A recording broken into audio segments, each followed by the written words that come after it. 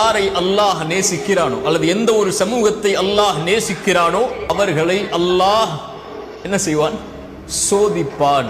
ஆதம் அலைஹிஸ்ஸலாம் முதற்கொண்டு அல்லாஹ்வுடைய தூதர் முஹம்மது ரசூலுல்லாஹ் ஸல்லல்லாஹு அலைஹி வஸல்லம் வரை எல்லா நபிமார்களையும் ரசூல்மார்களையும் அல்லாஹ் சோதித்திருக்கிறான்.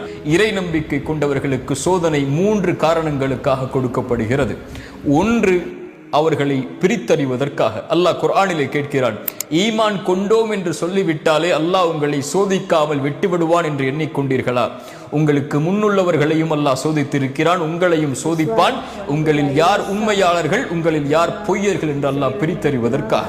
இரண்டாவது, தூய்மைப்படுத்துவதற்காக.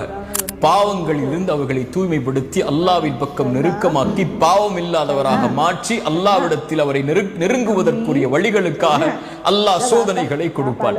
அல்லாஹ்வுடைய தூதர் ஸல்லல்லாஹு அலைஹி வஸல்லம் சொன்னார்கள், இறை நம்பிக்கை கொண்டவனுக்கு